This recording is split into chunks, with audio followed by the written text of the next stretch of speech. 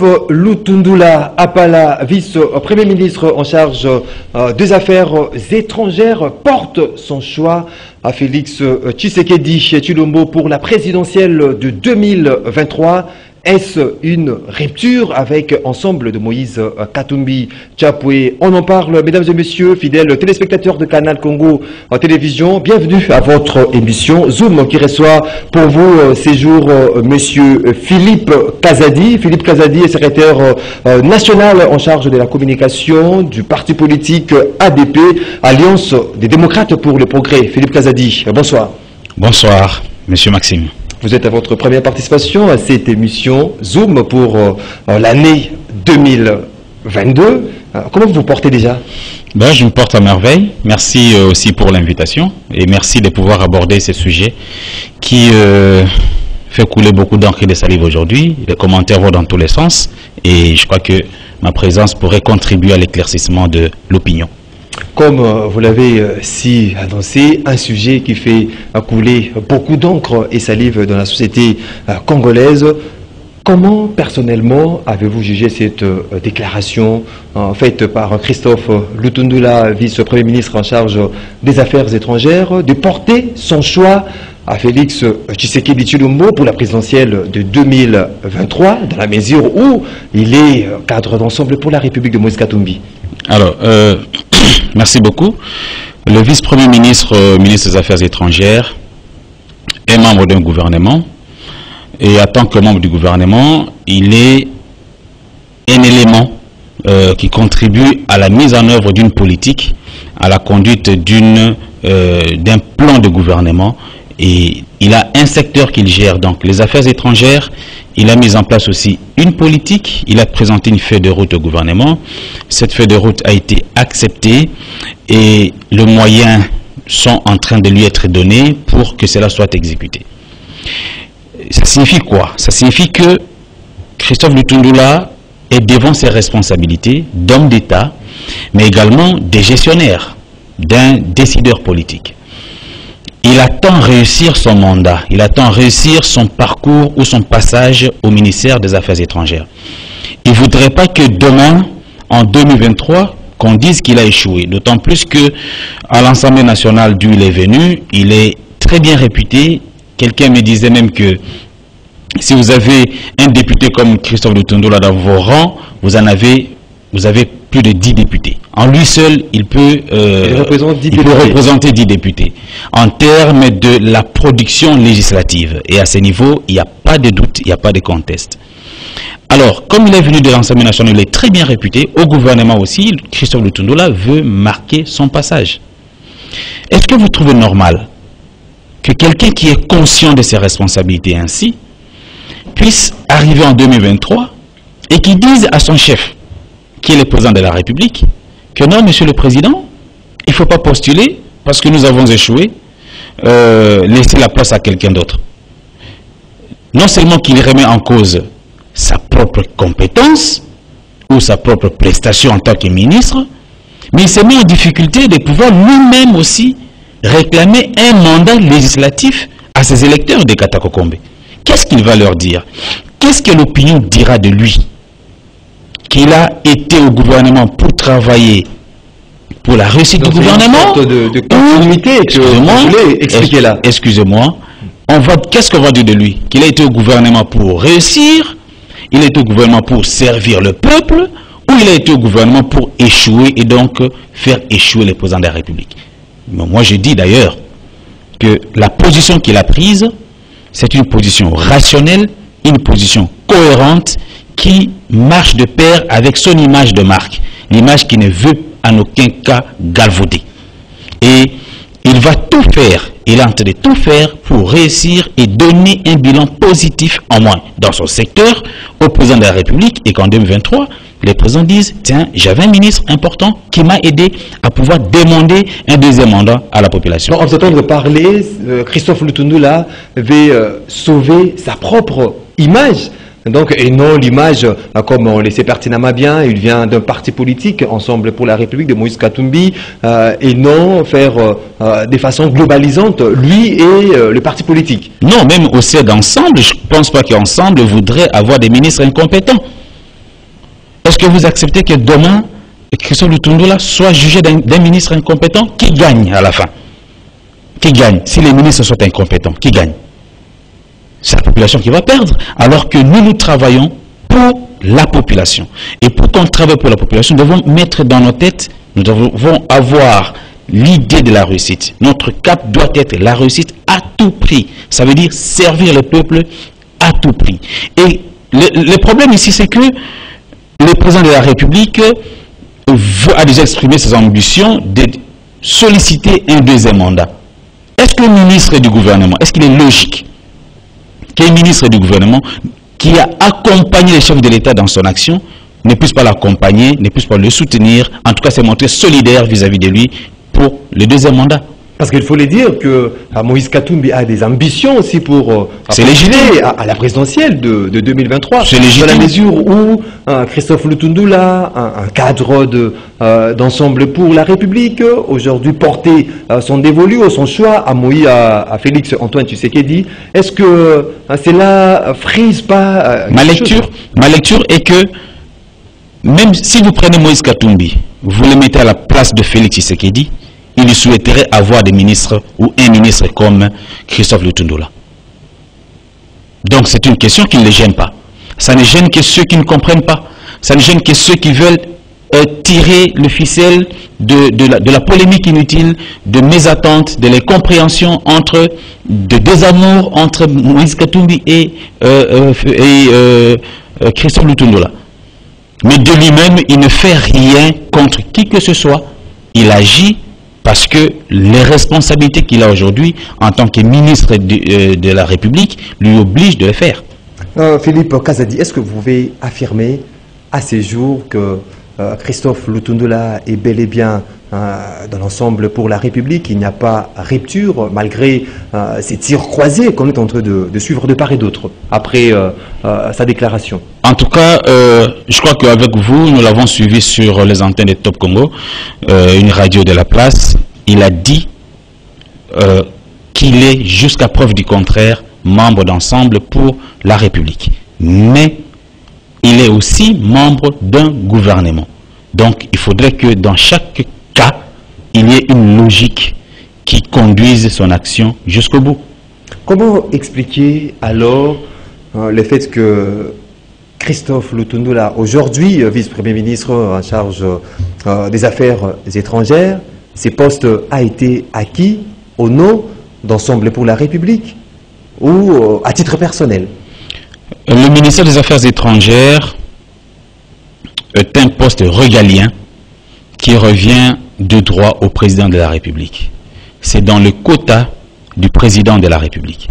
Ne peut être ministre des Affaires étrangères, ministre de l'Intérieur, ministre des Finances et de la Justice et de la Défense que celui qui a bénéficié, quelles que soient vos origines, que vous ayez bénéficié de la confiance du chef de l'État. Ce n'est pas une mince affaire, ce n'est pas de la blague. On ne peut pas confier les affaires étrangères à quelqu'un sur qui on n'a pas de la confiance. Non. Et donc c'était un quota, c'était pas un quota d'Ensemble pour la République. Mais lui-même l'a dit. Il a dit que ces quotas étaient le quota du président de la République. C'est ce qui a frustré un peu quelques ténors d'Ensemble pour la République. Mais moi, je suis le secrétaire général d'Ensemble. On parlait déjà de débauche avant même le gouvernement de l'Union sacrée. Non, il n'y a pas de débauche. J'ai parlé de... J'ai suivi plutôt le secrétaire général d'Ensemble pour la République, l'honorable Dieudonné Bolengue-Tengue, qui a dit que cela n'engage pas le parti. Et que c'est normal que le vice-premier ministre, ministre des Affaires étrangères, Christophe Lutundula, prenne une telle position en tant que membre du gouvernement. C'est tout à fait logique.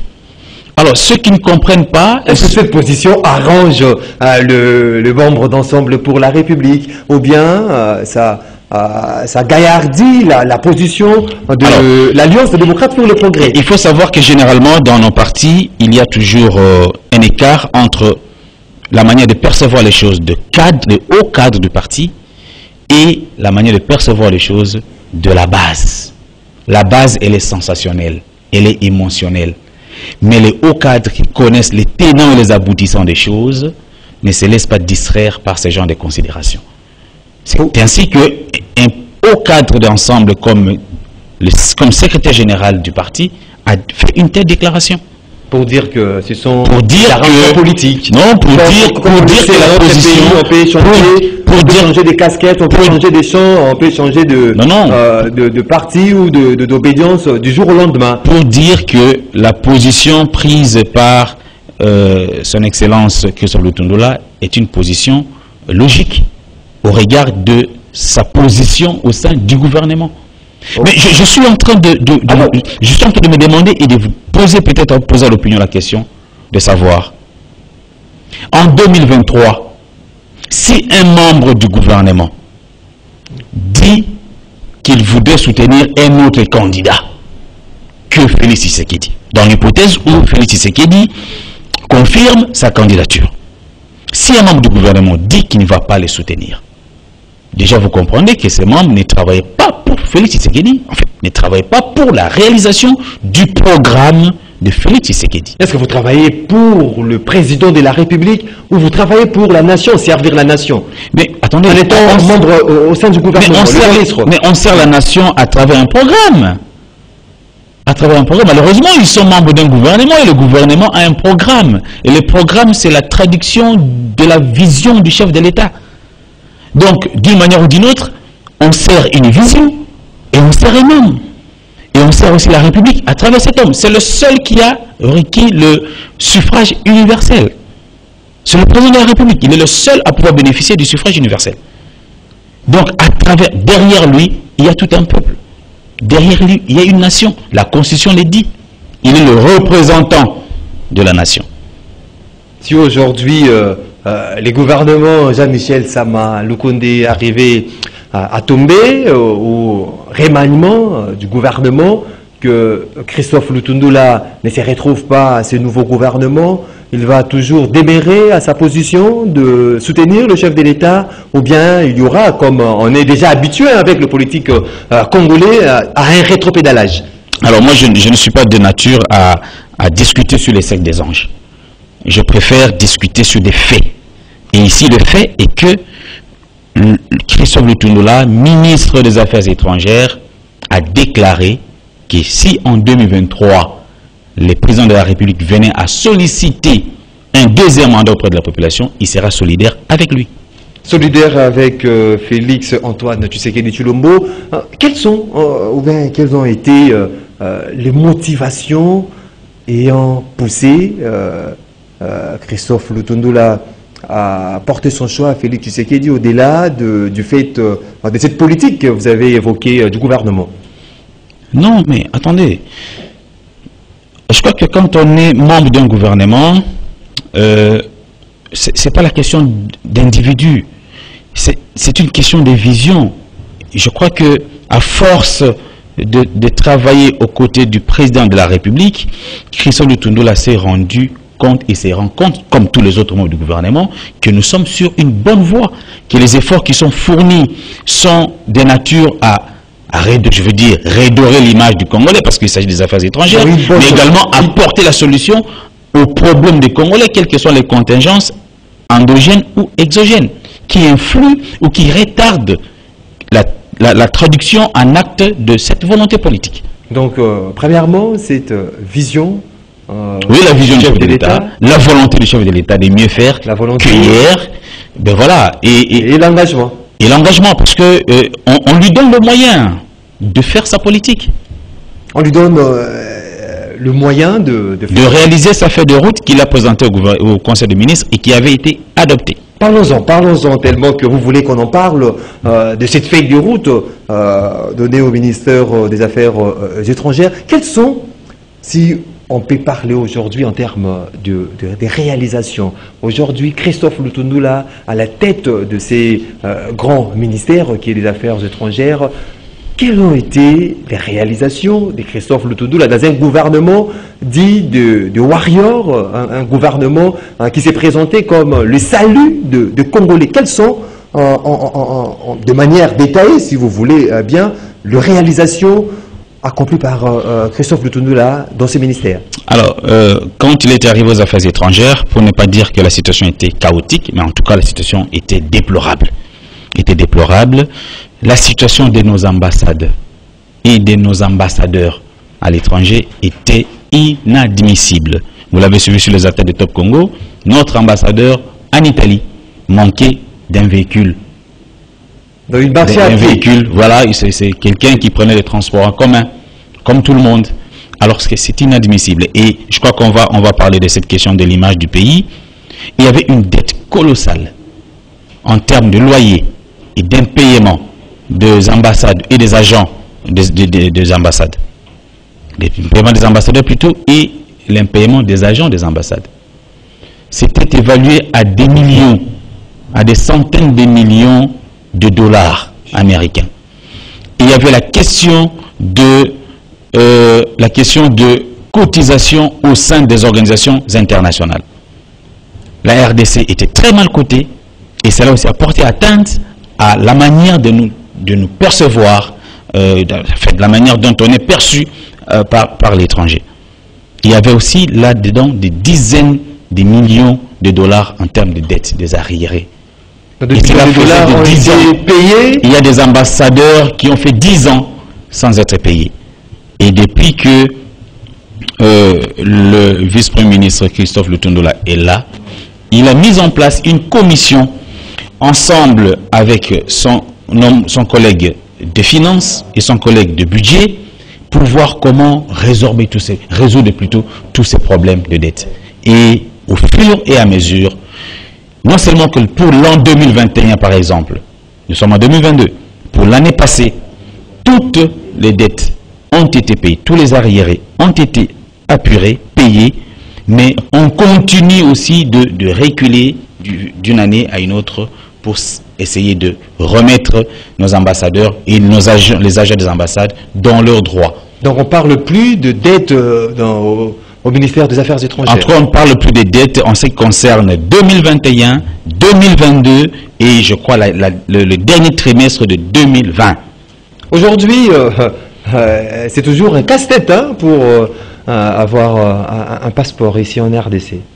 Bon, la question du passeport, c'est une question... Ça n'a jamais changé. C'est une question d'ordre culturel, mais si je suis fidèle à l'intervention du VPM sur les antennes de la radio, il a bien dit que la question du passeport va connaître une numérisation, c'est-à-dire la procédure de demande et d'obtention du passeport va être numérisée et les marchés publics qu'on voit aux affaires étrangères n'existera plus.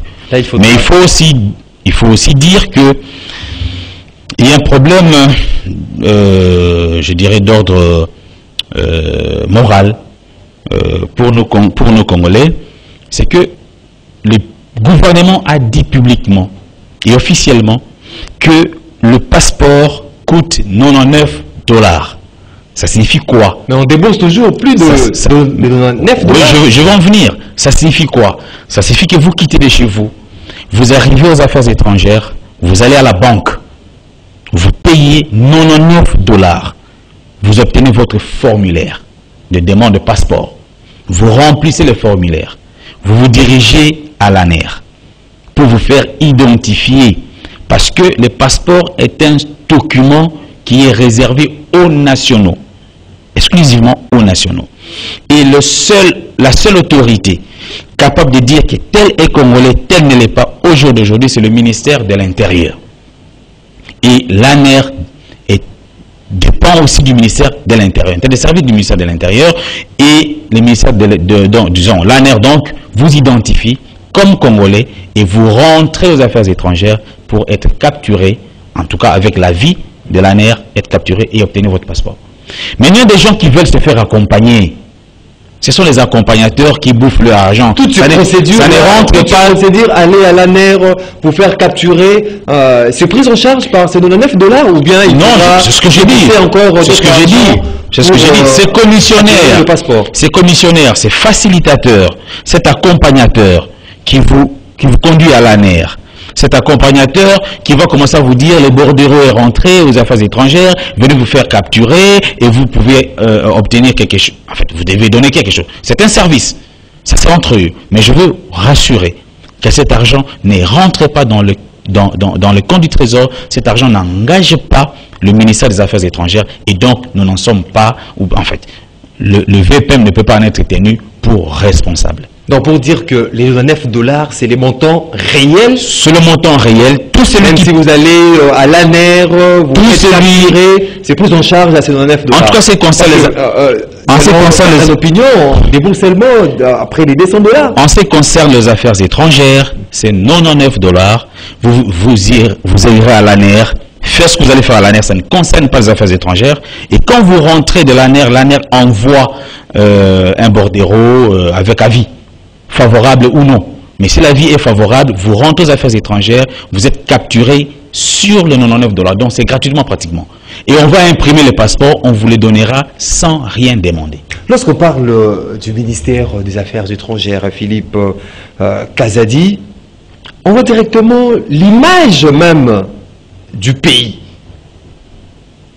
Quelle est l'image que donne aujourd'hui notre pays à travers le ministère des Affaires étrangères, à sa tête Christophe Lutundula? Alors il est vrai que la question de l'amélioration de l'image de marque du pays à l'étranger, suivant les job descriptions de ministère, ça revient aux affaires étrangères. Ça c'est normal. Donc c'est aux affaires étrangères de faire pour que l'image de la RDC soit améliorée à l'étranger, qu'on soit bien perçu.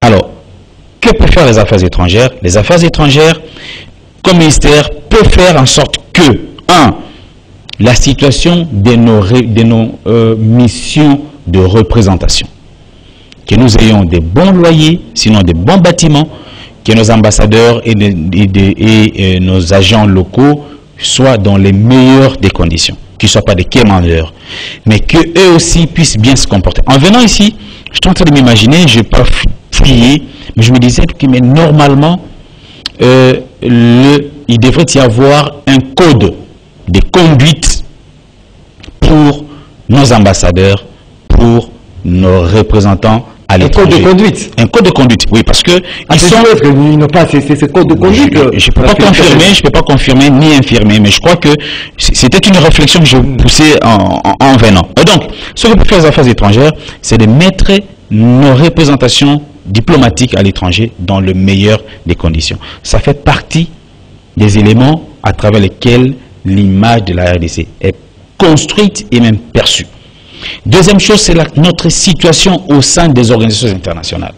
Et à ce niveau, il faut reconnaître que, suivant les propos du vice-premier ministre et ministre des Affaires étrangères, Christophe Lutundula, tout ce que nous avions comme arriéré des cotisations au sein de la SADC, de l'UA, de la CAC ont été payées. Toutes ces dettes ont été payées. C'est comme ça que l'image de la RDC va se redorer progressivement. Mais à cela, il faut ajouter la responsabilité collective.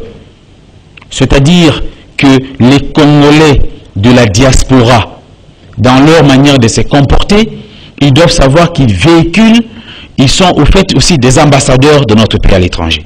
Ils véhiculent l'image du pays, qui peut être bonne ou qui peut être mauvaise, selon leur comportement. Mais nous, en interne, nous avons autant de représentations diplomatiques ici. Je crois qu'on en a 60. Donc ça veut dire pratiquement 60 pays sont présents à travers leur représentation chez nous. Et ils nous voient comment nous nous comportons. Mais de la manière dont nous nous comportons, ils tirent des conclusions sur nous. Et ils vont véhiculer un mauvais message, une mauvaise image de la RDC dans leur pays. Et du coup, ça sera donc, vous comprenez comment ça marche. Donc, c'est vrai que les affaires étrangères, le ministre doit mettre toute le batterie en marche pour que les ambassades, les ambassadeurs et les agents, ainsi que notre situation au sein des organisations internationales, s'améliorent. Mais à cela doit s'ajouter le retour à la norme de chaque Congolais au pays comme à l'étranger. Et ça, ce n'est plus le travail des affaires étrangères. tel que vous l'avez fait, notamment qu'il y ait un code de conduite pour tous les ambassadeurs de la République démocratique du Congo. Est-ce que vous avez soumis cette proposition à Christophe Lutundu? Non, je Parce que dis... je voulais dire aussi quelque chose anodine. Un ambassadeur qui a été décédé dans un pays africain où son rapatriement a posé vraiment énormément de problèmes. Il n'a jamais été rapatrié au pays. Bon, parce que vous parlez du code, je dis que je raisonnais en venant à l'émission. Ça veut dire que je n'ai pas eu le temps d'échanger avec le VPN. En venant. Parce que c'est une question qui préoccupe. Et je me dis, bon, un peu comme les médecins, un peu comme les avocats, parce que vous savez que les avocats, ils ont un code de conduite qui fait que, bon, il y a des actes qu'un avocat ne peut pas poser. Et je pense que pour les diplomates, ça devrait en être autant. Et que si ces codes existent, on doit vraiment tout faire pour qu'ils soient vraiment mis en pratique. Et s'ils n'existent pas, on doit les créer. Félix Tshisekedi qui prône du jour les jours cette diplomatie, qui parle de cette diplomatie agissante. Il parle de la diplomatie du développement, ou pour le développement et la paix. Et la paix, ou diplomatie agissante, est-ce qu'il doit être fier d'avoir Christophe Lutundu là à la tête de ses ministères? Donc, il peut compter sur Christophe Lutundu là pour justement cette image de marque pour notre pays. Mais cette question ne vaut plus la peine d'être posée. Parce que comment pouvez-vous croire que le président de la République ne fait pas confiance en Christophe Lutundu là, alors que celui-ci a amené un programme qui a été accepté? La feuille de route pour sa politique aux affaires étrangères a été acceptée sous la barbe du président de la République. Comment voulez-vous ne pas croire en la confiance du président de la République en Christophe Lutundu là, alors que depuis 1974, un président de la République n'a jamais foulé ses pieds plutôt au ministère des Affaires étrangères. Et Félix Tshisekedi vient de poser l'acte. C'était une symbolique forte à l'occasion de la cérémonie d'ouverture de la conférence, de la 12e conférence diplomatique. Le président de la République est venu. Il a soutenu l'initiative. Il est venu lui-même en personne. Il a ouvert les assises et il a transmis aux ambassadeurs, au corps diplomatique qui était présent, sa vision de la diplomatie et qu'est-ce qu'ils peuvent faire désormais pour la République démocratique du Congo. Je dis bien, c'est depuis 1974 qu'un président de la République n'a jamais été présent, même à l'occasion de la conférence diplomatique. Donc il y a un travail mûru qui est fait au niveau du ministère des Affaires étrangères. Mais tout à fait, n'oubliez pas que les affaires étrangères, c'est un domaine de collaboration entre le président de la République et le gouvernement. Donc le président de la République lui-même, c'est un acteur majeur de la diplomatie congolaise. Je suis en train de chercher le qualificatif de Christophe Lutundu au président de la République. Il a parlé du commandant suprême de la diplomatie. Commandant suprême de la diplomatie congolaise. C'est pas une flatterie, il a... Non, attends, mais la Constitution le dit. La Constitution le dit. Donc ça, c'est juste un mot ou une manière de dire. Mais c'est lui, il était un acteur clé, majeur de la diplomatie congolaise. Donc il doit impulser. Il doit impulser. Contrairement aux autres, Félix Tshisekedi est très engagé. Je suis très sérieux en disant cela. Il est très engagé à pouvoir redorer l'image de marque de notre pays. Mais nous devons l'aider à accomplir cela. Parce que j'ai dit tantôt ici qu'il y avait une responsabilité collective par notre manière de nous comporter, par la manière de se comporter de la diaspora congolaise à l'étranger, par la manière de se comporter de nos ambassadeurs, de nos agents des ambassades. Donc tout ça, ça fait un tout. Ça fait un tout et que le jugement, il est global. Il n'est pas sectoriel. Philippe Kazadi, on est arrivé à la fin de cette émission. Il y a des questions qui parlent les esprits de plus d'un Congolais. Si on vous demandait, Philippe Kazadi, des côtés Christophe Lutundu sur 10, en termes de sa gestion, en termes de son travail, à la tête de ses ministères, par rapport aux différentes prérogatives qui lui sont soumises. Et puis, on parle des questions par question. Il y a des questions. Et puis la première d'abord. Oui, la première. Je vous pose directement des questions. Vous aurez la probabilité aussi de me répondre à ces deux questions. La deuxième question, qu'est répondre à tous ces mondes qui, après cette déclaration de Christophe Lutundula, ils ont dit que Christophe Lutundula a trahi Moïse Katumbi. D'accord, merci. Alors, première question de la cote que je peux lui attribuer, mais je vais d'abord dire que j'ai vu la méthode de travail du VPM, j'ai vu l'implication qu'il a, en fait la main tendue qu'il a donnée aux fonctionnaires, donc aux fonctionnaires des affaires étrangères. J'ai suivi les témoignages des agents et fonctionnaires des affaires étrangères. N'oubliez pas que je suis un spécialiste des communications et qu'il y a des sondages en interne qui sont menés à travers une structure Maxime Consult. Tout cela révèle qu'il est bien perçu par les agents du ministère des Affaires étrangères et qu'on l'encourage d'avoir fait différemment des autres, c'est-à-dire de faire participer les directeurs, les directeurs chefs des missions, les directeurs chefs des services dans son action. En tout cas, pour ne pas aller loin, je peux sur 10 lui donner 8. 8 sur 10. Oui. Alors, la deuxième question. Que dire à ceux qui pensent que Christophe Lutundula a trahi Moïse Katumbi? Je veux dire qu'en politique, on ne trahit pas les hommes. En politique, on trahit les idées. Alors, qu'on me dise, quelle est cette idée défendue par Moïse Katumbi que Christophe Lutundula est en train de trahir aujourd'hui? Moïse Katumbi ne veut-il pas de ministre qui travaille pour le pays? Moïse Katumbi ne veut-il pas de ministre compétent? Si on me donne la réponse à ces deux questions, eh bien j'affirmerai qu'il a trahi. Mais je crois fermement qu'en politique, on ne trahit pas les hommes, on trahit les idées, parce que ce sont des idées qui nous unissent autour d'un combat. Les bonnes choses, venez dire, jamais du temps. Mesdames et messieurs, c'est la fin de votre émission Zoom. Donc on a eu le réel plaisir de recevoir pour vous en ces jours messieurs Philippe Kazadi, qui est secrétaire national de l'Alliance des démocrates pour le progrès, ADP, un parti politique, donc Christophe Lutundula et autorité morale. On vous dit merci. Merci, merci. Et je crois que ma présence a été d'une bonne utilité pour ceux qui nous ont suivis. Vous étiez nombreux à suivre cette émission. Je vous dis merci de votre attention soutenue. Une émission réalisée par Roma Makonda. Bruno Nding a été du côté de la régie. Olivier Lumango dans les prises de vue. Je vous retrouve la semaine prochaine pour un autre numéro. D'ici là, portez-vous bien. Les programmes continuent sur vos antennes. Au revoir.